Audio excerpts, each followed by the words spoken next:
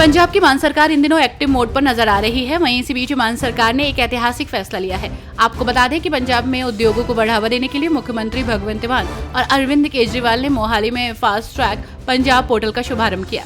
ये पोर्टल निवेशकों को 45 दिनों के भीतर मंजूरियां प्रदान करेगा और राज्य में औद्योगिक विकास को बढ़ावा देगा।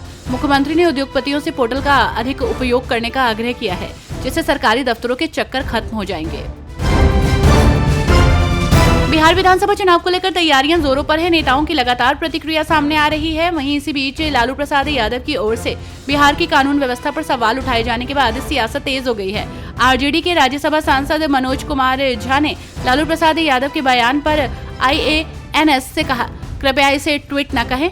ये वास्तविक चिंता का प्रतिबिंब है और ये चिंता बिहार की सामूहिक चेतना और राज्य की वर्तमान स्थिति में उपजी है। आप सिर्फ देखिए कि क्या हो रहा है, चाहे वो विपक्ष के नेता हों, हमारे राष्ट्रीय अध्यक्ष हों या हमारे पार्टी के सदस्य हों। प्रधानमंत्री नरेंद्र मोदी की सांसदों के प्रतिनिधि मंडल के साथ औपचारिक बैठक में कई अहम मुद्दों पर चर्चा हुई है। शिवसेना सांसद श्रीकांत शिंदे के मुताबिक इस बैठक में सांसदों ने अपने विदेशी अनुभव साझा किए और बताया कि भारत को लेकर वैश्विक नजरिया कितना सकारात्मक हो चुका है। सांसदों ने प्रधानमंत्री से ऐसी द्विपक्षीय चर्चाओं को नियमित रूप से जारी रखने की अपील की, ताकि भारत की विदेश नीति और मजबूत हो सके।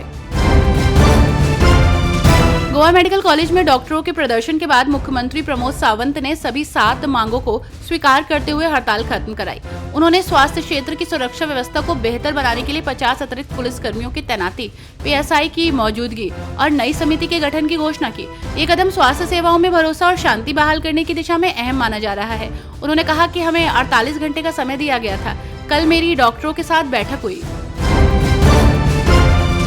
हरियाणा की सैनी सरकार इन दिनों एक्टिव मोड में नजर आ रही है। इस बीच सैनी सरकार ने बड़ा फैसला लिया है। आपको बता दें कि हरियाणा सरकार ने इस महत्वपूर्ण फैसले में 6 जुलाई 2020 के बाद रद्द किए गए रिहायशी प्लॉट्स को नियमित करने के लिए एमनेस्टी योजना शुरू की है। मुख्यमंत्री नायब सिंह सैनी ने HSVP की बैठक में ये घोषणा की। इस योजना से उन हजारों परिवारों को राहत मिलेगी जिन्होंने नीलामी में प्लॉट खरीदे थे लेकिन भुगतान नहीं कर पाए थे। RSS प्रमुख मोहन भागवत अपने 2 दिवसीय दौरे के लिए पटना पहुंचे हैं, जहां पटना आगमन के बाद संघ प्रमुख सीधे मर्चा मिर्ची स्थित केशव सरस्वती विद्या मंदिर चले गए। वहां कार्यकर्ता विकास वर्ग प्रथम के बौद्धिक सत्र में उन्होंने संबोधन किया। राष्ट्र राजनीति के अंतर संबंधों की व्याख्या के साथ ही उन्होंने समष्टि और व्यष्टि की अवधारणा को भी सरल तरीके से स्पष्ट किया। उन्होंने कहा कि राष्ट्र हित में ही निज हित भी समाहित है। समष्टि और व्यष्टि का ये सुंदर सुदृढ़ स्वरूप है। राष्ट्र और राजनीति के संदर्भ में इसी स्वरूप की अपेक्षा है।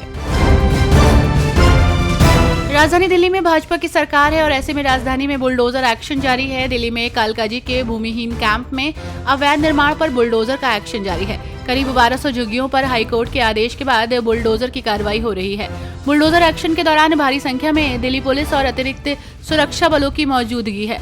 आपको बता दें कि सुबह 5:30 बजे से ही अवैध निर्माण पर बुलडोजर एक्शन जारी है।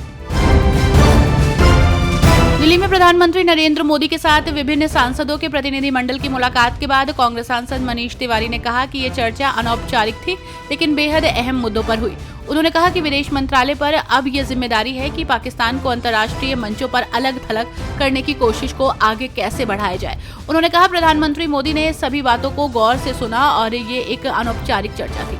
प्रतिनिधि मंडलों ने अपनी बातचीत में लोगों को अवगत कराया। जो उन्होंने अपने संज्ञान में लिया उस पर चर्चा हुई। आरजेडी प्रमुख लालू प्रसाद यादव का आज 78वां जन्मदिन है। पार्टी की ओर से इस अवसर पर एक तरह का कार्यक्रम आयोजित किया गया है, तो दूसरी तरफ बधाई का तांता लगा है। तमिलनाडु के मुख्यमंत्री MK स्टालिन ने लालू प्रसाद यादव को जन्मदिन की बधाई दी है। एक्स पर लालू और तेजस्वी के साथ तस्वीर शेयर करते हुए स्टालिन उनके अच्छे स्वास्थ्य और दीर्घायु जीवन की कामना करते नजर आए। नेशनल कॉन्फ्रेंस के अध्यक्ष और पूर्व मुख्यमंत्री डॉक्टर फारूक अब्दुल्ला ने लगभग 3 दशक बाद माता वैष्णो देवी के दर्शन किए।